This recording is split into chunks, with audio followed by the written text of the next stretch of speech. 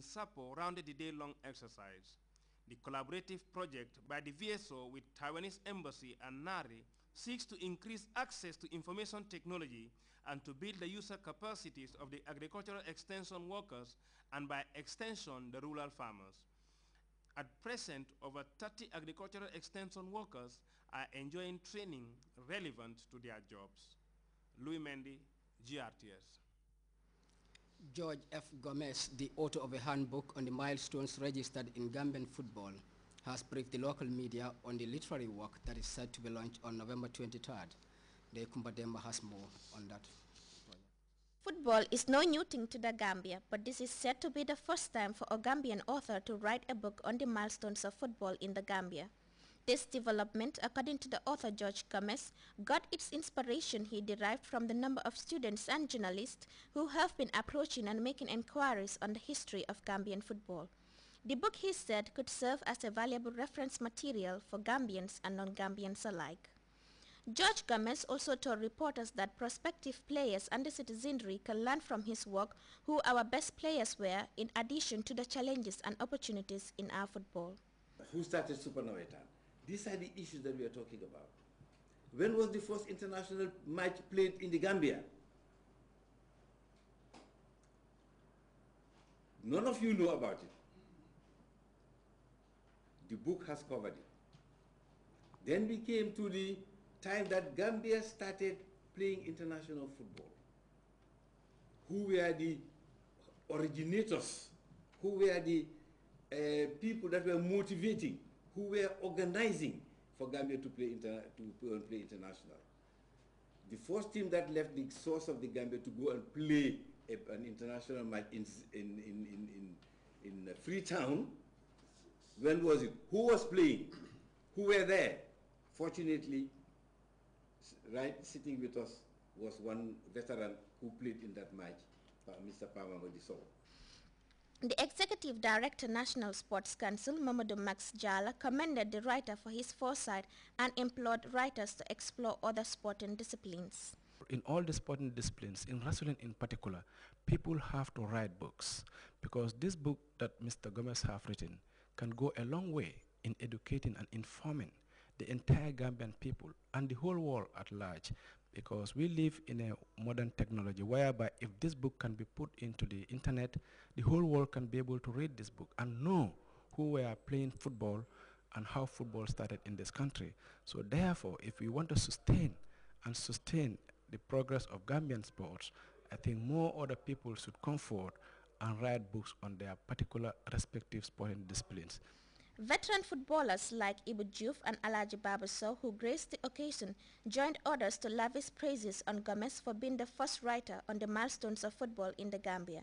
They described the development as an important milestone itself in the history of Gambian sports.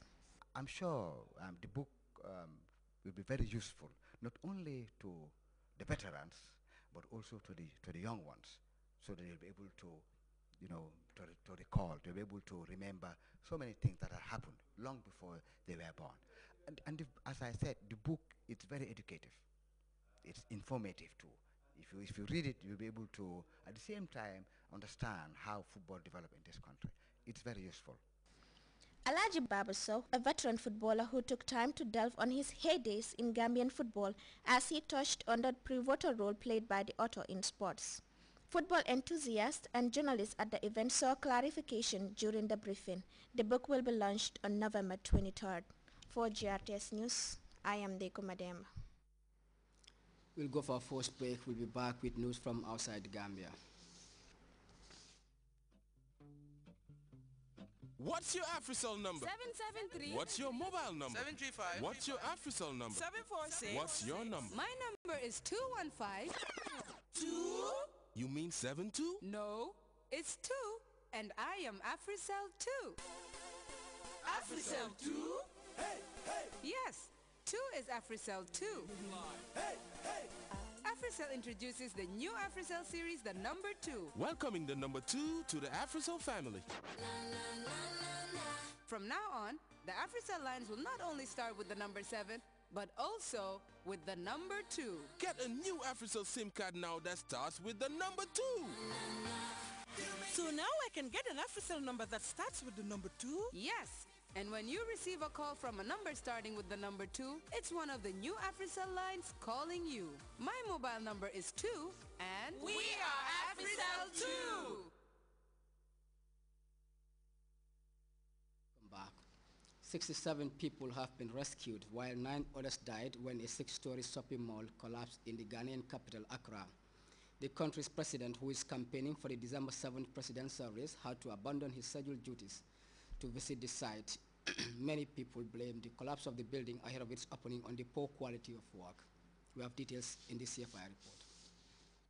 A 6-story shopping mall collapsed just ahead of opening time in the Ghanaian capital, Accra, on Wednesday, killing at least 9 people. The building had no construction permit. Some escaped death by pure luck. The manager asked me to put a sign outside because they were going to have a sale that day. Before I knew it, a pillar hit me and I fell right here. That's all I saw. Rescue workers pulled out 67 people from under the debris. One woman describes how she stayed there for a long time before being pulled to safety. We were hitting the door, that's how rescue workers got to know.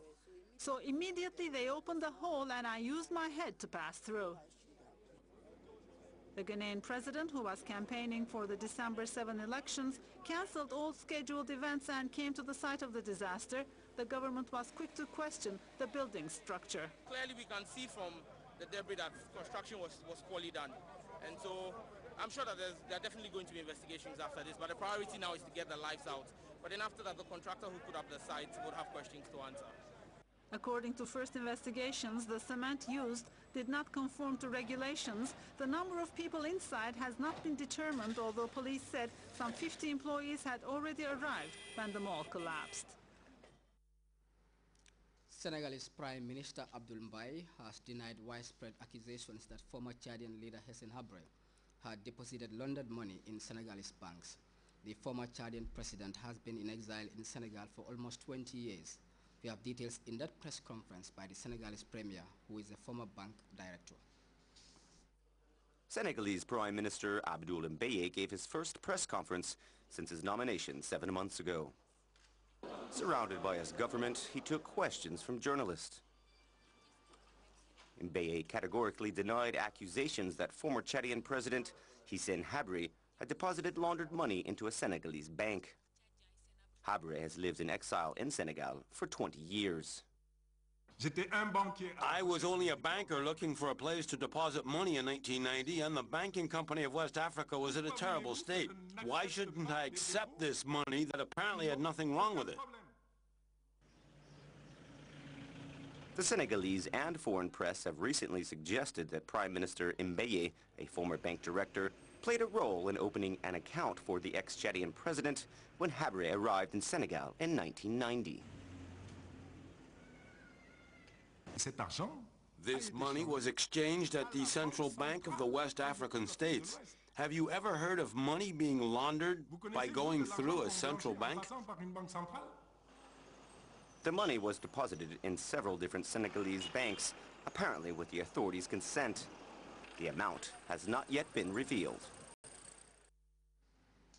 Well, before we go, a reminder of our top stories. Cabinet has convened a special session to discuss the estimate and recurrent expenditure for 2013 and other issues of national interest. The Ministry of Youth and Sports and its satellite agencies have intensified efforts at dissuading young Gambians from taking illegal routes to Europe. Rescue crews in Ghana have searched through a collapsed shopping mall which left some 6 people dead. And a 7.4 magnitude earthquake has hit Guatemala, killing scores of people and injuring many others. That's all in this edition of the news. Thanks for the pleasure of your company, and join us 24 hours for another newscast. Bye-bye.